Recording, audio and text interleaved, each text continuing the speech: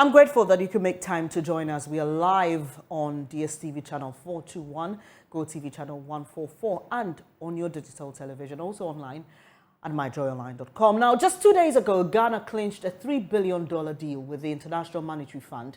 The money is to help deal with the country's debt and financial crisis, pay for balance of payments. Now, disbursements of the fund gets underway today, with the Bank of Ghana receiving more than $600 million. But all that has wide-ranging implications for the Ghanaian economy, businesses, and individuals, you and me. So how much of an impact will this have on us? This afternoon, we have experts here to help us understand. Before that, here's a report capturing how the conditionalities and how they affect you. Last few months have seen multiple upward adjustment in utility tariffs. The PURC's justification for the increment has been the depreciation of the Ghana cedi, high inflation, and other factors influencing the high cost of operations of the utility companies. But according to an IMF country report, these increments were part of prior actions Ghana needed to undertake to secure the $3 billion program. The agreement also noted that there will be additional quarterly tariff adjustments throughout 2023 to help reduce the cost recovery gap and limit this year's shortfall to around 2.7% of GDP. The agreement also advises government to maintain modest tariff adjustments and slight improvement in debt recovery to help reduce the sector shortfall to 1.7% of GDP by 2026. This means that we may be experiencing sustained marginal upward adjustment of utility tariffs between now and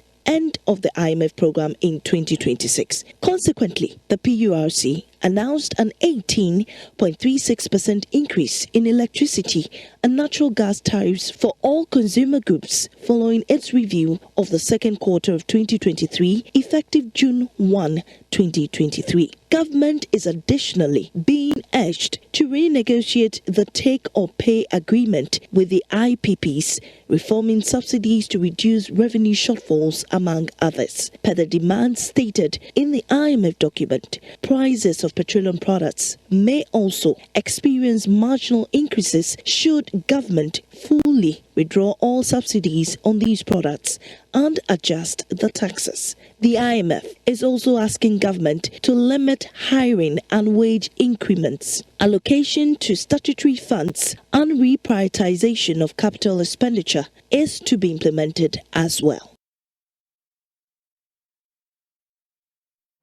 So that was a brief report capturing how the IMF deal is likely going to affect you as a Ghanaian and all you need to know about it, basically.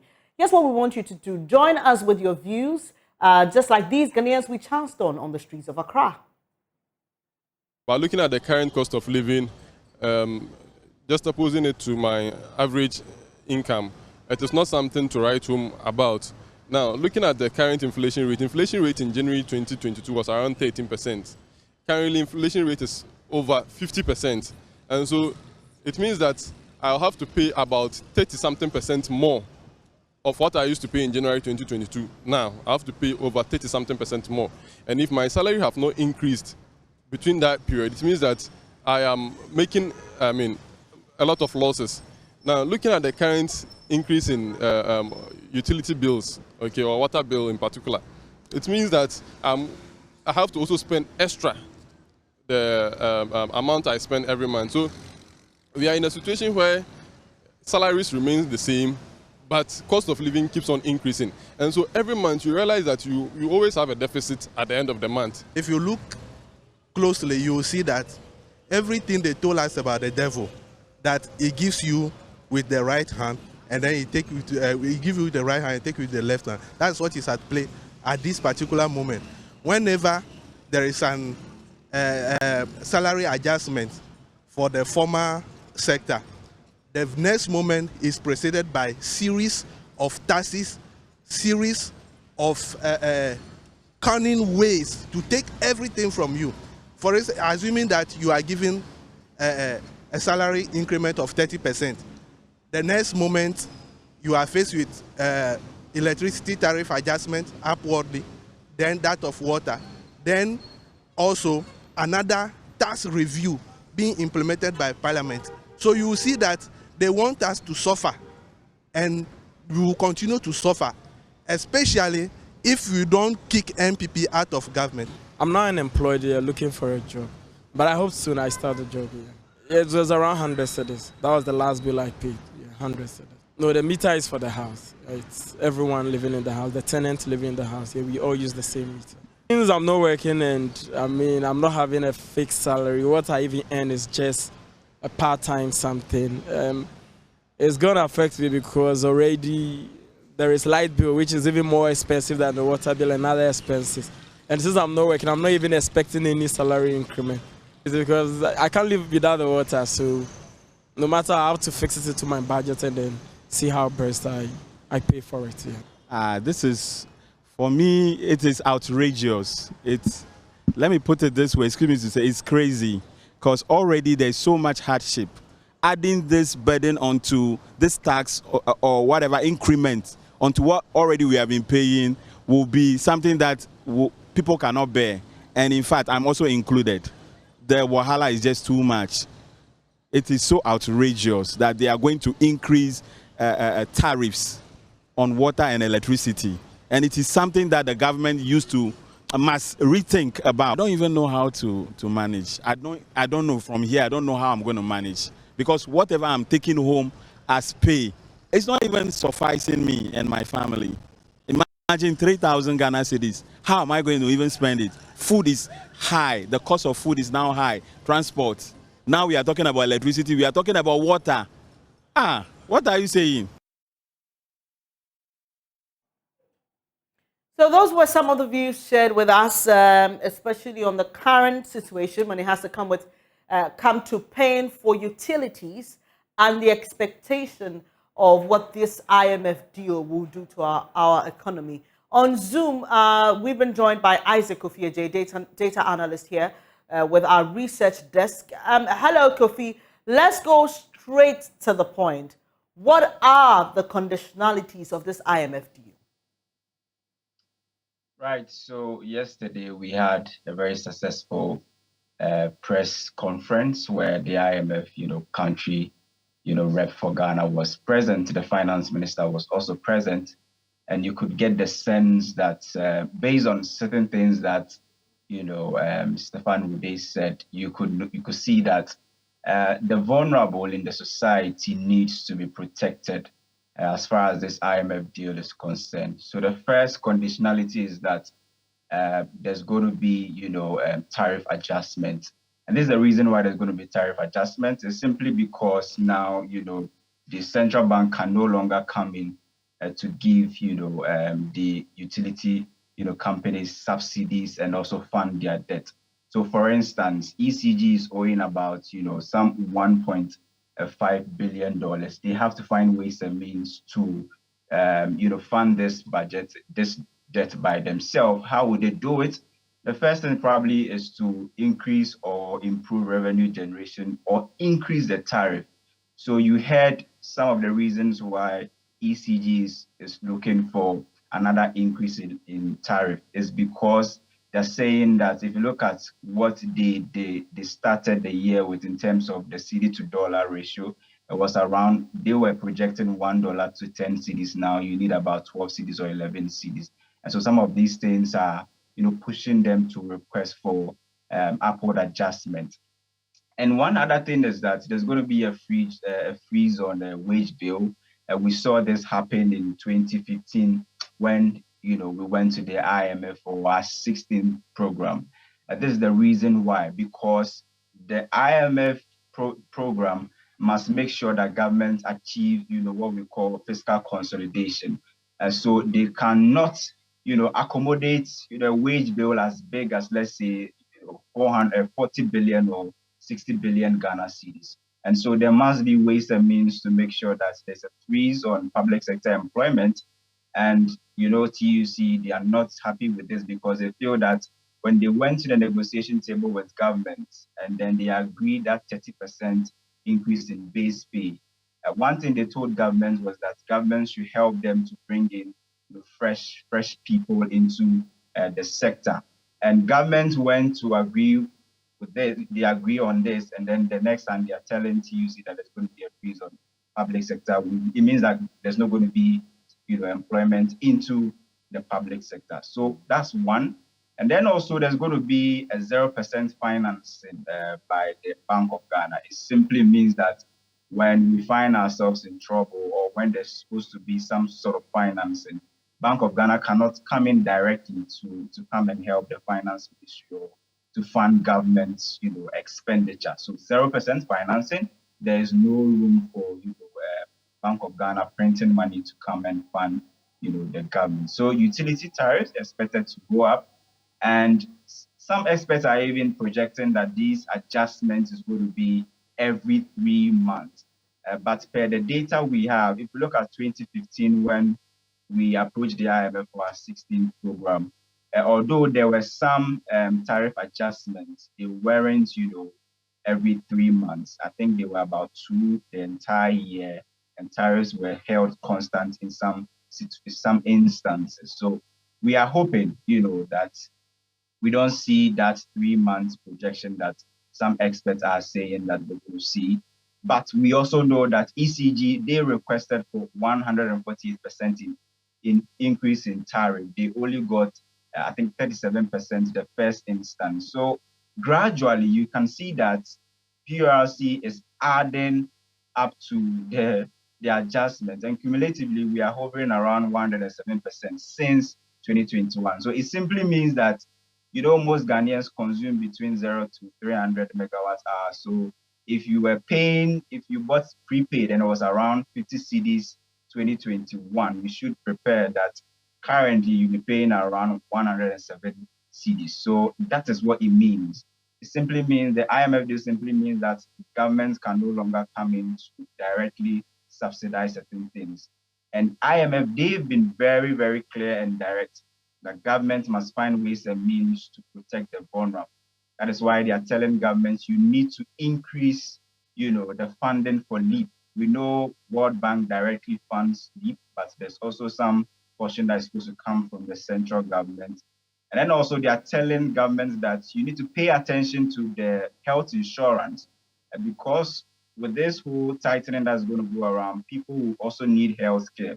And when we talk about multi-dimensional poverty, is education, health, and other things. So make sure you have, the school feeding program is active to help kids, so that they don't go through this tightening that we are going to see. Make sure that the NHIS is working properly so people can get proper health care. And then also find ways and means to pump more money into the LEAP program so that the very vulnerable who will be affected by this IMF program will be protected or given some sort of option.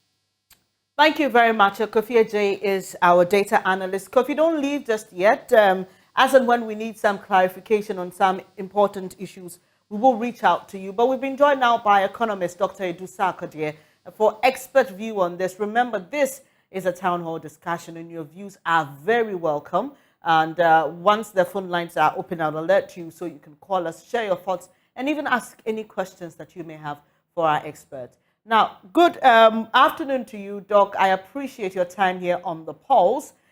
Kofi just ran through the conditionalities with us. 0% financing, tariff adjustment, a freeze on the wage bill.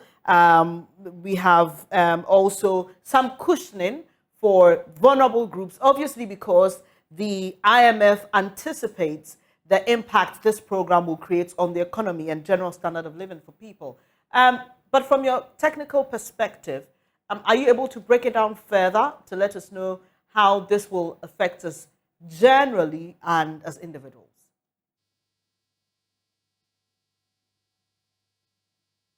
Hi, Doc. I think your device is muted. Can you kindly unmute so we can hear you?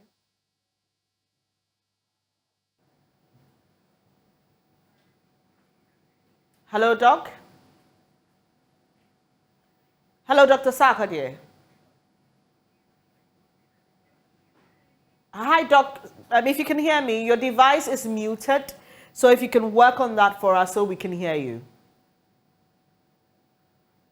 Well, we've lost him there. But Kofi, in that earlier submission on the conditionalities, you made reference to that presser which was organized yesterday, and it was quite an interesting one, listening to the finance minister, listening to Stefan and the BOG governor. What for you will be the highlights, especially for Ghanaians to pay attention to in that presser? Well, so I listened to Professor Peter Korte yesterday, and he said that, the IMF program has a tendency, it has both the advantages and the disadvantages. But the disadvantages may only outweigh the advantages if we do not do our part of the bargain. Remember that if we have any conditionality or anything that will affect our economy, it's because this program belongs to us. We call it the Enhanced Domestic Program.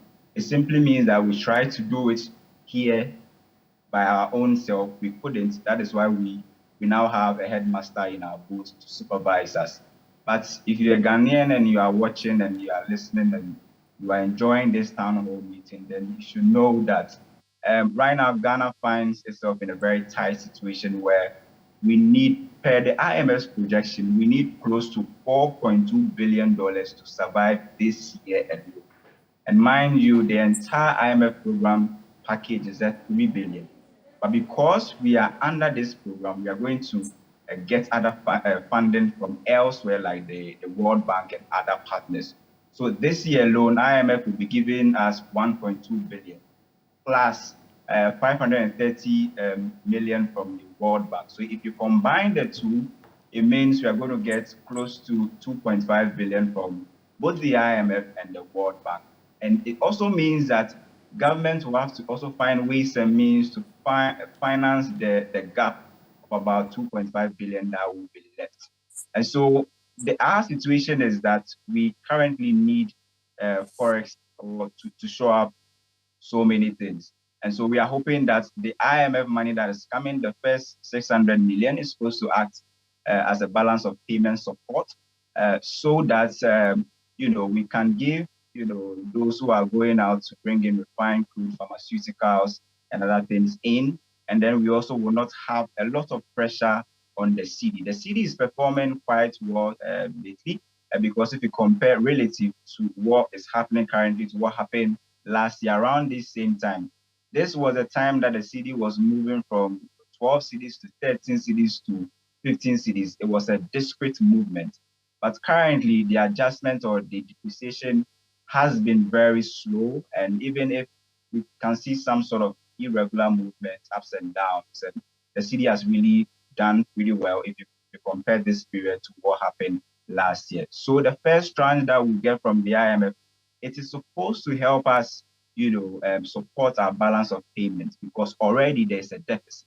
And we've depleted our external reserve to the extent that we can only survive on it for about 1 month or I think 2. And so the first 600 million, that's what's supposed to do. IMF will come in to review. And after that, if you meet some of the conditionalities, they will top up. And then also they will do the other reviews and get the additional funding. Right, Kofi, let me just cross-check if we have Dr. Sarkodie on now. Hello, Doc, can you hear me, please? Yes, I can hear you. Good afternoon. Hello, Doc? Hi, I can hear you. Good All right, afternoon. great. Sorry, initially we couldn't hear you. I was asking what your understanding of the impact of these conditionalities are on the Ghanaian. What should we brace ourselves for? We've been told that we should expect an increase in tariffs. We've already seen that even before the IMF presser came on. PRC had released a statement on the increment in electricity tariffs and then subsequently for water. Now we are yet to feel the impact of no employment in the public sector and zero financing from the Bank of Ghana. But generally, what should we brace ourselves for, businesses and individuals? Well, first of all, I think that we should not overlook the positive impact and concentrate more on the negative impact. What this program is bringing to us is stability and structural policy reforms. You wouldn't want the exchange rate to rise to 15 or 20 again. You want it stable. And once it's stable, we are all going to benefit. We all saw last year, I think you made reference to it, when the city depreciated, how transport fares went up, how even the cocoa seller increased the price of cocoa in Wachi and Beku. This is not what we want. And I think this, the benefits outweigh the cost. Obviously, you are asking about the cost and how we should, manage the cost. What we know, first of all, is the debt restructuring. Many Ghanaians have already taken the haircut. The banks have already taken it. They've lost some money through principal payment and through interest payment. Individual bondholders, some of them have also lost some money. So you've already paid the price. The other price that we have to pay, I don't want to see that even as a price in terms of revenue generation, because it's something we should be doing as a country. Right. I don't think that we should wait for IMF to come and tell us to raise our own internal revenue. If I track the growth rate of public debt and the growth rate of internal domestic revenue, total revenue, I got between 2006 and 2022, the public debt increased by 9,900%. Within the same period, the total revenue and grant increased by 2,800%. So clearly speaking, if you look at a graph or the trend analysis, you will see that as a country, we paid so much attention to borrowing than internal revenue generation. So I don't want to see this. It's because we don't have to increase taxes to overburden the same population that pays the tax. This is what the conversation might be. But in terms of generally raising revenue, I don't see anything wrong with it. Just that we should be careful as a country not to overburden the same people who pay the tax.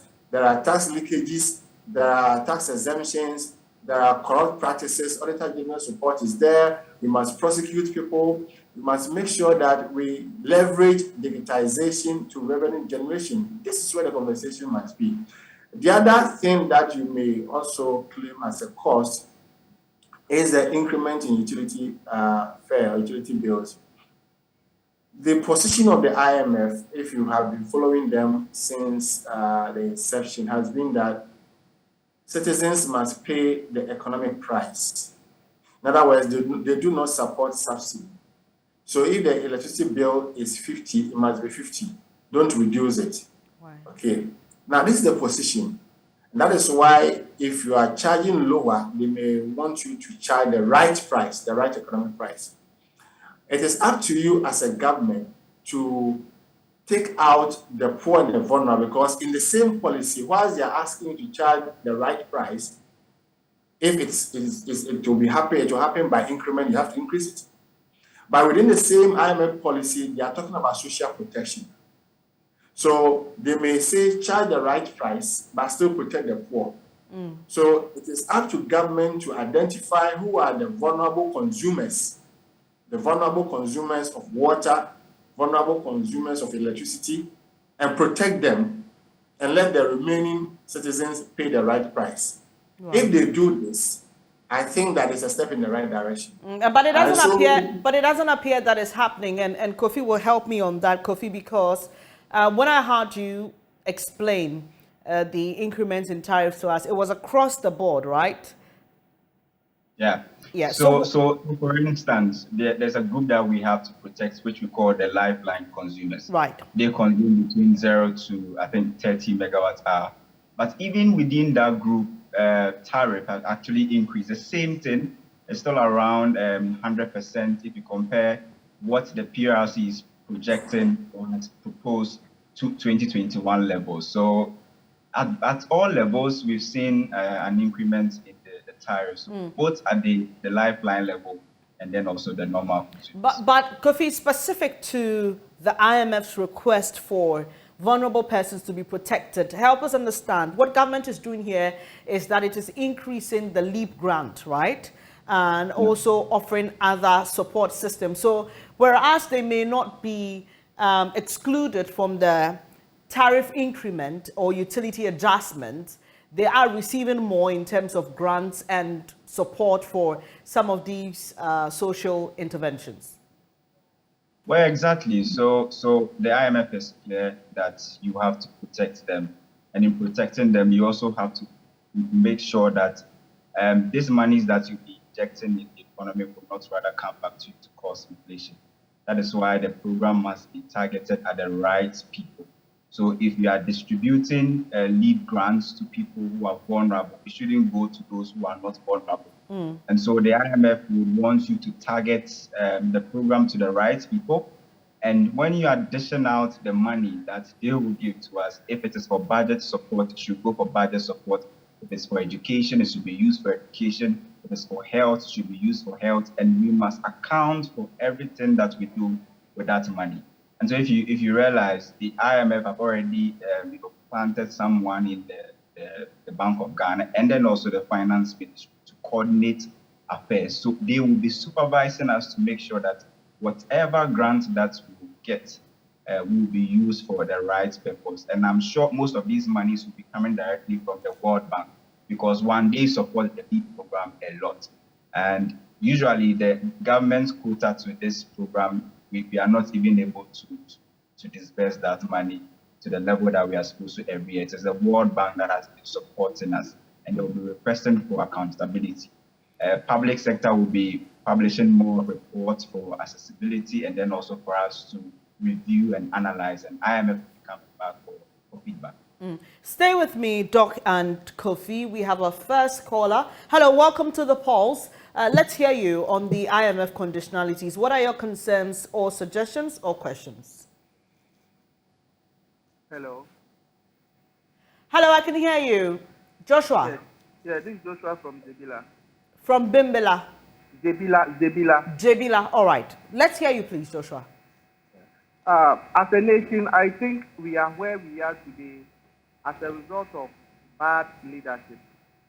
This is the same government that told us as citizens that they are never going to IMF. And now we are where we are today as a result of the bad leadership of Nana Addo Dankwa Akufo-Addo and Bawumia. Now, how can we enroll on the IMF and there's going to be a decrease in wages, and then we are also going to have increments in tariffs?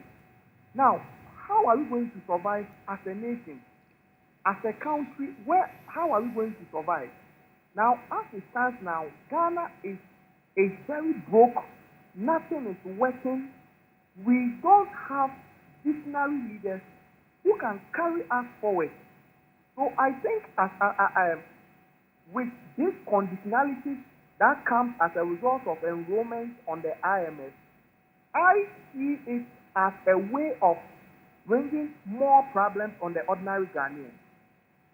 And so, as we are about to enter or go into elections, I think as a people, this is not about speaking on issues with political colors, but I think that our eyes must open as Ghanaians and as citizens, that going into the next election, we must vote for leaders and people who can handle the helm of affairs for us.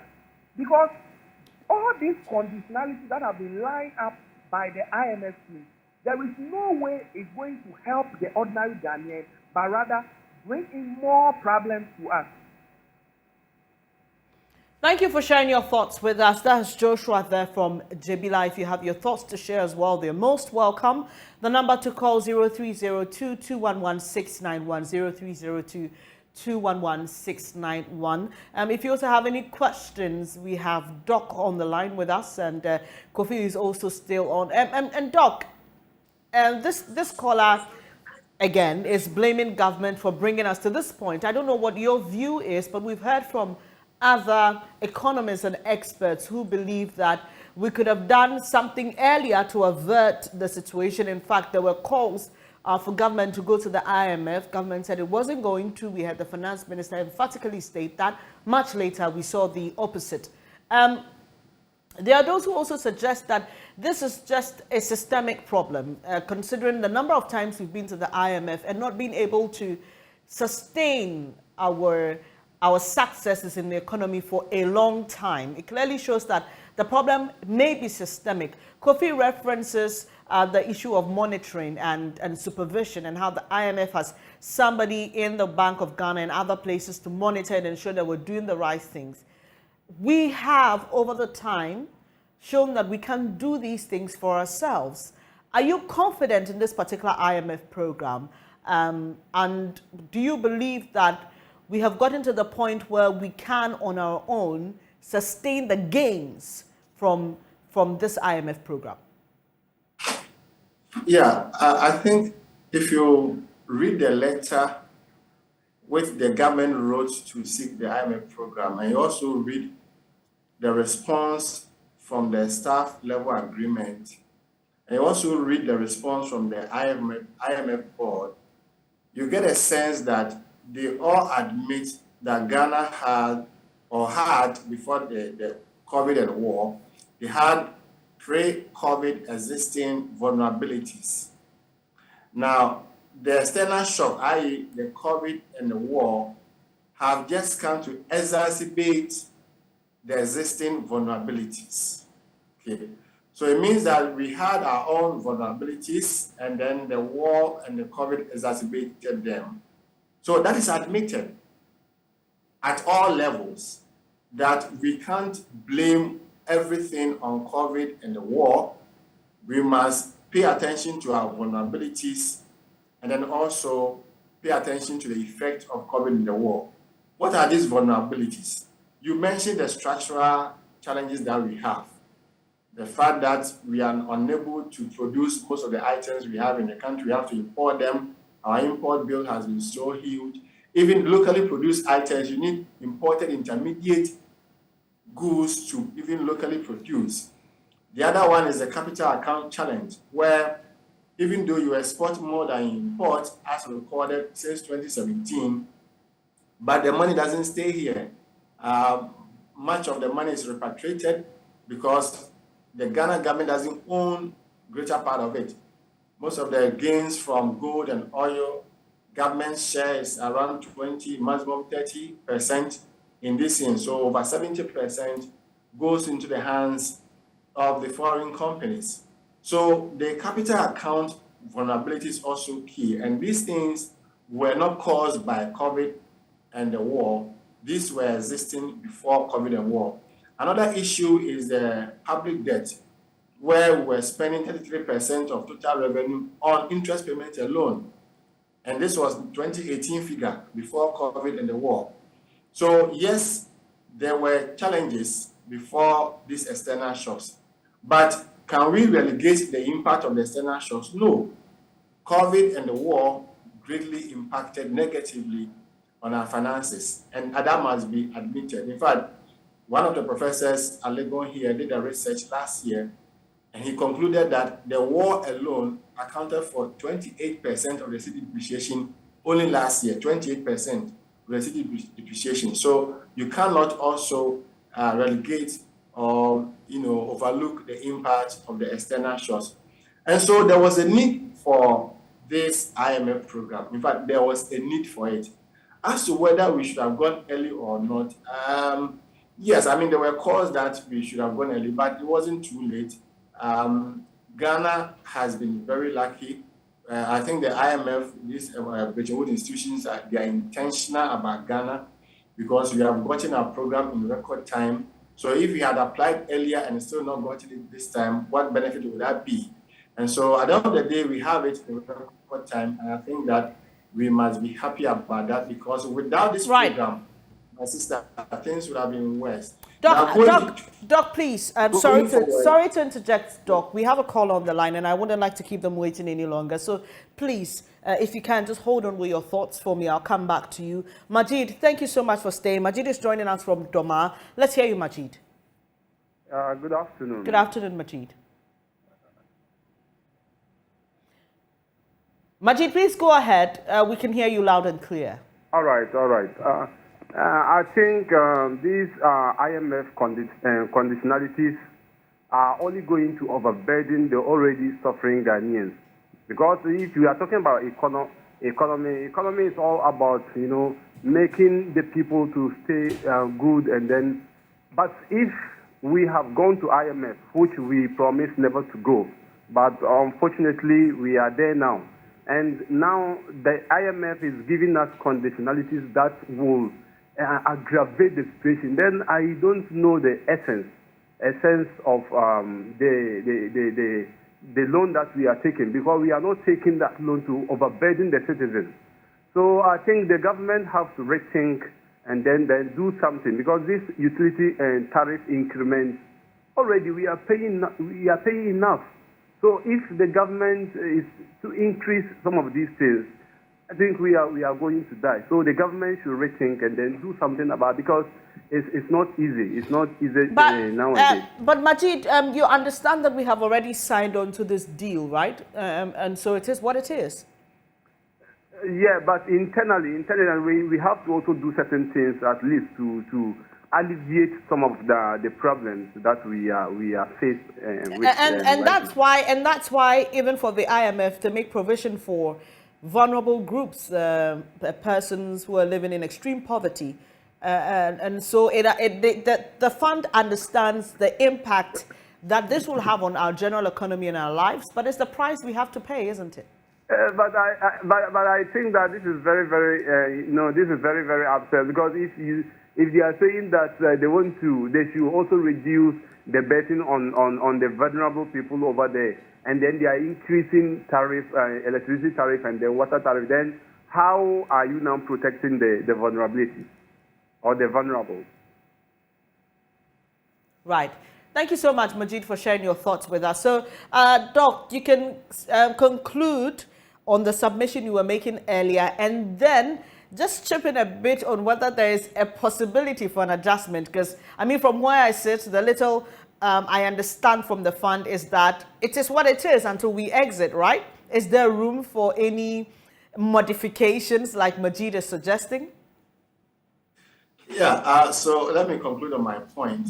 So I was making a point that there is the need for the program, without which things would have been worse than now. You wouldn't have wanted the exchange rate to depreciate or city to depreciate by, 50%, 60%. By now, we will be talking about 20 cities to $1 by now, if we had not made a decision to go to the IMF. So do you want to buy dollar at 20 cities, or you want increment in tariffs? It's a choice that we have to make as Ghanaians. And so this program is bringing stability. The program is bringing funding.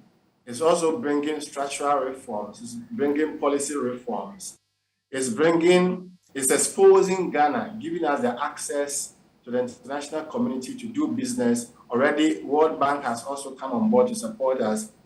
The investor confidence will be restored, and foreign investors, or even local investors, will be willing to do business with us. I just spoke with a friend of mine who works with TIPC, and he was telling me how, investors have been so much interested in doing business with Ghana, even in the midst of our economic instability.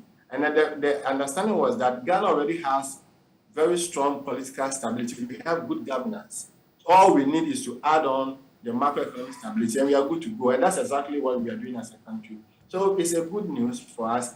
Beyond the program, because the program is not going to last forever. It's not going to be with us forever. They're going to be with us for 3 years. In fact, let me talk about the payment. They are giving us just 20% of the payment now, and there's going to be a review, performance benchmark, reviewed. And if we meet the review, we meet the targets, then they release the other tranches. So we have to work for the remaining 80%. And it's for the next 3 years. And it's something the government must do. So it's not as if everything has ended. In fact, the actual work has begun. The IMF program in its totality is not even the end in itself. It's a means to an end. In other words, even when they leave, we should be disciplined as a country to follow the track and keep the pace, keep the stability that we have to grow our economy, to create jobs. Because what every person needs now is for the person to get the sustainable job that he's looking for. to be gainfully employed, and that's all we want. So let us leverage this stability that will be given to us by the fund, and then going forward, we must keep it as a country, be disciplined, no mismanagement, no embezzlement of funds, no corruption. We try as much as possible to raise our own internal revenue, to slow down borrowing, so that the debt service doesn't become a burden on us. And then lastly, on the issue of the tariffs, will there be adjustment? I think it's possible. The price you pay is usually determined by the cost of doing business. So I think your colleague who spoke first before me was really relating the adjustment to the cost of production. So once the cost of production is contained or reduced, definitely the positive impact will be on us. Now, it is a negative impact because the cost of production is high. If tomorrow the cost of production has reduced, I'm sure ECG and Ghana Water will be gracious enough on Ghanaians to, downwardly adjust or reduce the tariffs for us. So there's a possibility that with the stability that we're going to have, if the cost of production is reduced or even stabilized, it is very possible that it will trickle down into utility tariffs, not being changed or even a reduction of it. We have seen recently that trotro fares, I think GPRTU or so, they have advised their members to reduce trotro fares, to reduce taxi fares, and these are all part of the benefits that we are going to get from this program. And that's why I stated in my earlier remarks that we should not dwell so much on the negatives. Let us also talk more about the positives, the stability that we are going to get. If you're a business person, you wouldn't want to buy $1 at 26. Right. Yeah. So even though you may be paying some 18% adjustment in tariffs now, but if you compare it without the IMF program, your city is depreciating, you're buying $1 at 20 cities, 25 cities. That's not what you want. So all right, let's go to Tamale now. Stephanie is joining us from Tamale. Hello, Stephanie. Thank you so much for holding on.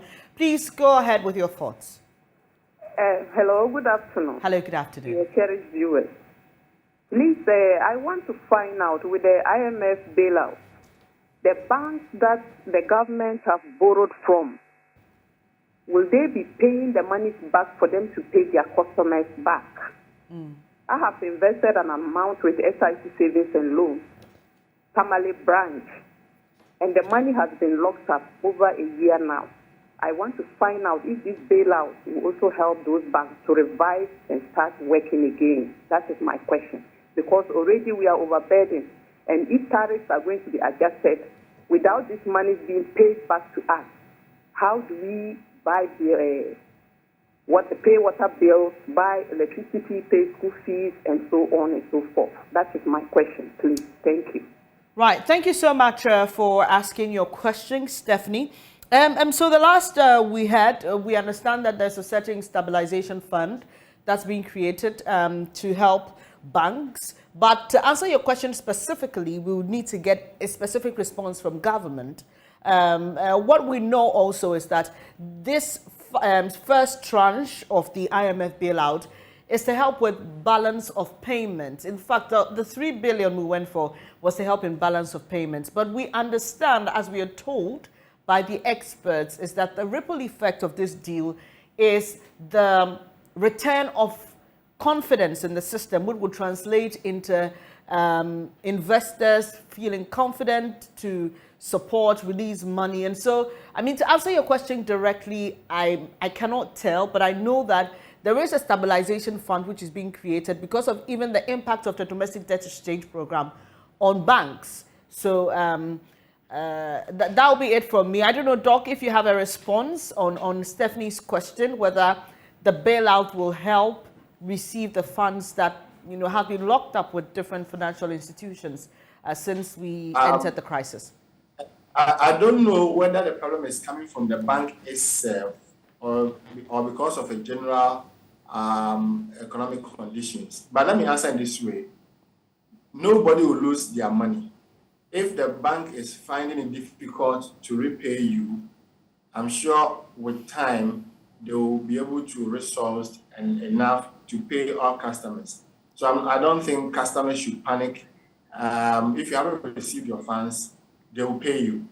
Again, government is supporting them with the financial stability, and they are purposely going to tackle vulnerable banks. They're going to give it to banks that are really vulnerable, who cannot pay their customers. So no customer will lose their money. Thank you, Doc. We have Mohammed from Adenta. Hello, Mohammed. Let's hear you, please. Yeah, good afternoon. Good afternoon. Yeah, please, I want to pose a question to Doctor. We are all ears, Mohammed. Yeah, I think in Ghana we don't need only economic restructuring. Hi, Mohammed. Can you speak up a bit? Can you speak up a bit, please? I am saying that Ghana will also require the restructuring of the people, because if you are changing a system for the people, you need to train the people so that they will be able to accept the system before the system can work. Because I believe that Ghanaians should be taken through hectic education to re-engineer the minds of Ghanaians, such that if government is having a policy, if it is a good policy or bad policy, people's minds should be engineered towards the acceptance of that before that policy can work. Because it's really very, very, very, very difficult. And if government don't come out with hectic education to make sure that people accept and believe in whatever measures that are put in place, it is going to really be very, very difficult, because things are very, very hard. The government has to come out and let the people understand why and what he is doing. And we look at the end benefits of whatever policy the government is coming to implement. And so, Mohammed, your question is, because you said you wanted to ask Doc a question. I am saying that since doctors, they are in the field of education, they have to emphasize the government, said that Ghanaians need re-engineering. Personally, Ghanaians need re-engineering, such that programs that are being introduced by government will be accepted or will be easily understood. So from farmer to the lecturer, everybody should be re-engineered to retake a position to understand whatever is going on before government can come on to implement policies that affect the very people that So Mohammed, you're actually making a suggestion, right? Yes, yes. All right. I appreciate it. They should re-engineer Ghanaians. Thank you. When you say re-engineer Ghanaians, what do you mean exactly? I mean education, to re-educate Ghanaians. In fact, you look at the whole system, it looks like Ghanaians should be re-educated, from the market woman to farmer to doctors. Re-educated on what exactly? On just change mindset, the change of mindset. Because people think that they must get certain things for free. Okay. People think that things should be done this way. But if the government is coming with a policy as a result of the real issues that affect us, it's good our mindsets are changed. And this can only be done through education, to re-engineer our minds towards the realities on the ground. Right. Thank you so much for sharing your thoughts with us, Mohammed. Doc, I don't know what you think about his suggestion, but immediately I'm reminded of the concern about paying the economic value for utilities, for example. And this is a conversation we've had in times past about how, as a country, we have become so used to subsidies that it is almost always difficult for a lot of Ghanaians to pay the right amount for water or electricity. We've seen over time these companies, appeal to the PRC to say, this is what we need. And then we see some adjustment here and there. Sometimes not even half of what they request is granted. So, I mean, it all feeds into the conversation of our exit from the IMF deal. What are the real measures we must put in place to ensure that we don't go down this road again?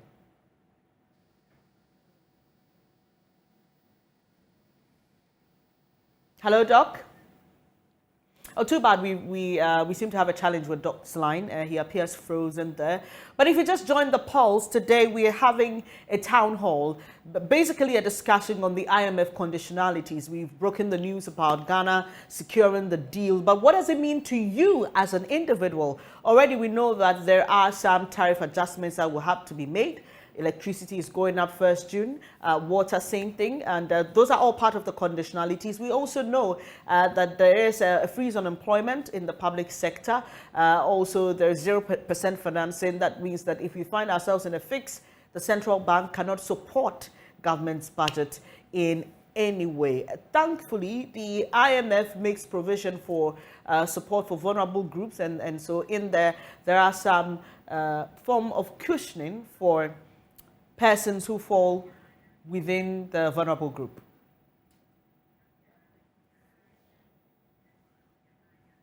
All right, so we're getting interactive with you. The numbers to call 0302-211-691. Share your thoughts with us if you have any questions. Dr. Owusu Sarkodie is our man to help with those questions, give you answers. Yahya is calling us. Hello, let's hear you, please. Good afternoon. Good afternoon. I wanted to ask Dr. Sarkodie a question. Please go ahead. I was watching him on another channel, and he was saying the reason why we went to the IMF can be kind of attributed to 3 problems. He said one was the internal problems, and the other one was the COVID-19, and the other one was the Russia-Ukraine war. Okay. I wanted to find out, has he run a model? And can he in any way tell us which percentage of the problem is contributed by COVID, which percentage is contributed by the Russia-Ukraine war, and which percentage was caused by our own internal problem? All right. Doc has heard you. Doc, Yahya is asking a question about some reasons you gave on a different platform as to why Ghana is going to the IMF. He's just asking, on a scale, these 3 that you highlighted, our own internal problems, the COVID-19 pandemic, the Russian-Ukraine war. He wants to know in percentage terms, which of them is the largest contributor to our mess? Well, first of all, I haven't seen a single model which has been run for the economy as a whole. But what we know is that in each sector, you can find the vulnerabilities differ from one sector to the other. So yes, before COVID and the war, I just mentioned to you that the public debt was growing faster than the domestic revenue or internal revenue, and it's a fact. I also mentioned to you that before the war and the COVID, our city was depreciating also due to the challenges in the capital account. We also had some financial management problems. And then the COVID increased the public debt. COVID actually grounded many economies in the world, and the government had to borrow. If you take a look at the effect on individuals like you and me, schools were closed, market women could not go to the market, truck chauffeurs were asked to reduce the number of passengers, planes were grounded, etc., etc. And in fact, we even unfortunately lost the lives of some people. And then the war also came. War talked about the increase in food prices, food energy prices, and that's also the reason for our city depreciation, because the import bill had gone higher than this. So I cannot have a simple answer to him to say 10% is from this, 20% is from that. What I can do is to go into details, what we call the micro level analysis, and tell you which sectors were more affected by which. And I've mentioned to you that food and energy prices in recent times were largely due to the war. And I think I mentioned again that the example I gave, that a professor in our department did his own research, and he came to the conclusion that 28% of the city depreciation last year came from the war. But of course, at that time, Ghana was recovering from COVID, and many economies in the world were recovering from COVID, and then the war hit. So it's not as if all happened at one time, and then you have to get the different percentage contributions. Most of them, the height came at different times. And so what I can say to answer your question is that at different levels, in different sectors of the economy, the internal problems, the COVID, and then the war impacted our economy so badly. Right, we have our last caller. Hello, Jet. Hello. Hi, great to have you on the pulse. Let's hear you, please. Okay. According to my boss submission, he made mention of the IMF money may be used to cushion some banks. I want to ask, is it possible that all banks can also be rejuvenated to start, especially if you talk about GM Bank, which was scattered, a lot of people were employed and were working over there, were laid out. Is it going to be a way out to make them survive or restarted again to make the country revamp into a better way? That's what I want to ask. Thank you. Right. Doc, I believe you got the question from Jet.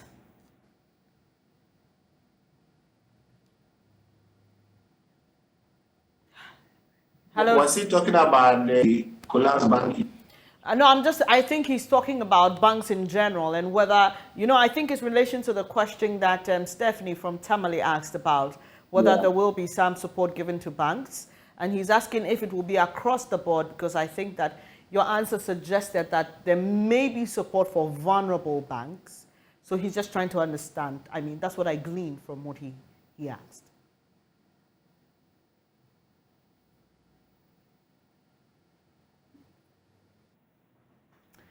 Too bad, Doc is frozen on us again, technology not being our best friend today. But if you just joined us on the polls, what we've been trying to do is to understand, bring the issues or break them down to the barest minimum for you to get an understanding of what the conditions, the major ones especially are, for our signing on to the IMF deal. And so basically what you need to know is that we have to pay more for utilities. You've seen that happening already with water and electricity. There is also a freeze on the wage bill, and which then means that there will be very little to no employment in the public sector. 0% financing. The Bank of Ghana cannot support government expenditure throughout the period. Also, there is some support for vulnerable groups, also the NHIS and all that. So, Doc, if you're back, you can attempt answering that question and give your concluding remarks. In your concluding remarks, I would like you to tell me what your confidence level is with regards to our ability to execute the social interventions targeted at persons within the vulnerable groups. My experience with the NHIS is nothing to write home about. I know people who walk into the hospital for very basic things and they're told they cannot access the NHIS. Our own health minister has had reason to complain about that. In terms of protecting the vulnerable, what are your thoughts about our ability to do so? You can share those concluding thoughts after answering the question by Jet. So I was making a point that the Financial Stability Fund, which is expected to help the banks, the government expects up to $1 billion. Already, we have seen contributions from World Bank. I'm sure contributions will come from other international organizations and individuals into that fund. And because the government hasn't gotten all the money that they wanted or they want in the fund, the little they have, they will start with the most vulnerable. And that's how I understand it. So gradually, I think that every bank will be okay. And then the customers will also not be negatively affected. Everybody will get their funds, hopefully. Let me make a point on the zero financing from the Bank of Ghana. I think this was also requested, was part of the program in 2015. And I think IFS, we did a research and wrote back to the government and the IMF that Ghana's economy at that time could not sustain or could not live on 0% financing from the central bank. So, and they have brought the zero financing again. And I want to reiterate the point that they should consider, maybe after the first review, after the second review, they should reconsider the decision on the zero financing from the central bank. The last time we recommended 5%. This time around, I think we can, in terms of government can request for up to 3 or 5% central bank financing. Zero central bank financing, I'm not sure it will help us. Maybe within a short term, within this year, 2023, we may not, get beyond 0% financing, but beyond 2023 and 2024, I think they should relax that rule for us, for government to seek financing from the central bank. How confident am I? Well, I think that as Ghanaians, we have seen the difficulties that we've gone through. We have seen the effect of the cedi depreciation last year, and it's not something we want to experience again. And so all of us come on board with the government leading. We should discipline ourselves fiscal discipline, make sure that we are prudent, we are efficient in our financial management. Let's do the correct reporting and reduce the wastages, the corrupt practices in the financial system. If we do this, I think that we'll be able to sustain whatever gains that we have from the program and then transform our economy. The other one on social protection, yes, there's research to show that even the direct which we call the leave, sometimes it ends up in the pockets of those who do not need it. And so this check so that the real targeted people get what is needed. And so if we are disciplined again on that front, and we make sure that we coordinate items, there's proper coordination, there's proper supervision in NHIS, school feeding program, whatever, free SHS and all that. Let's identify the problems and deal with the problems and make sure that at the end of the day, every single Ghanaian benefits, and not the few people who will benefit at the expense of the many.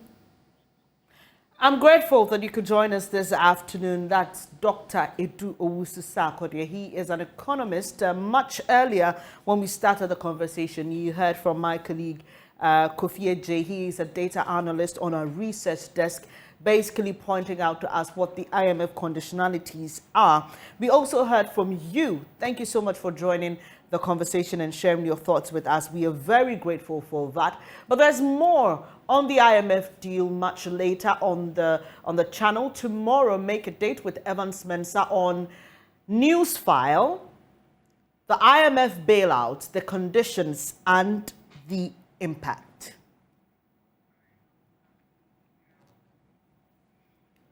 Well, still to come here on the polls, we build up to the Kumewu by-election in the Ashanti region as the 4 candidates step up their push to represent the people.